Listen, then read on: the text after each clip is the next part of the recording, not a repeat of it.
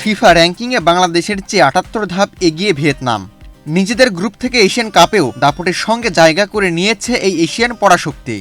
Ranking ও শক্তির বিচারে প্রতিপক্ষ অনেকটা এগিয়ে থাকলেও তাদের এই মাটিতে কঠিন এক পরীক্ষায় নামছে বাংলাদেশ জাতীয় ফুটবল দল।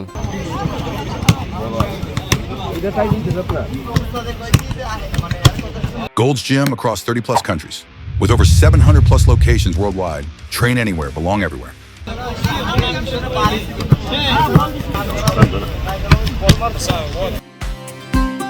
ভিয়েতনামের বিপক্ষে এখন পর্যন্ত মাত্র একবারই মাঠে নেমেছে বাংলাদেশ। ২০০৬ সালে সেই ম্যাচে ৫-১ গোলের ব্যবধানে হারতে হয়েছিল লাল সবুজদের।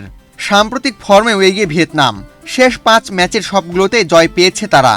বিপরীতে বাংলাদেশের ৫ ম্যাচে আছে একটি জয়, ৩টি ড্র এবং একটি হার।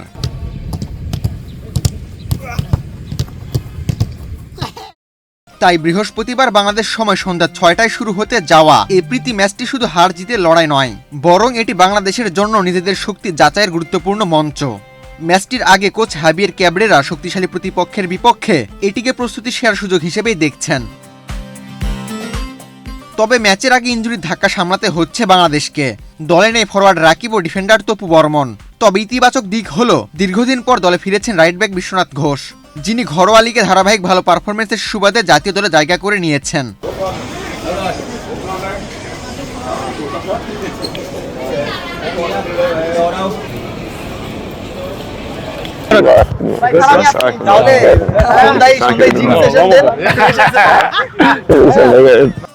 এদিকে সবচেয়ে বড় তারকা হামজা দলের সঙ্গে যুক্ত হলেও তাকে ম্যাচে খেলানো নিয়ে সংবাদ সম্মেলনে রহস্যই রেখেছেন ক্যাবরেরা।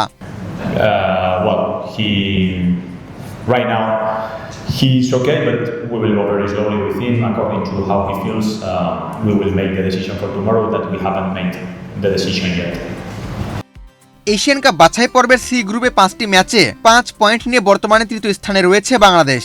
অন্যদিকে 11 পয়েন্ট নিয়ে শীর্ষে আছে সিঙ্গাপুর। যদিও পরবর্তী ম্যাচে সিঙ্গাপুরকে হারালেও বাছাই পর্বের সমীকরণে বড় কোনো পরিবর্তন আসার সম্ভাবনা কম, তবুও সম্মানজনক ফল এবং নিজেদের সামর্থ্য প্রমাণের লক্ষ্যেই এই প্রস্তুতিকে নিখুঁত করতে চায় লাল সবুজের দল।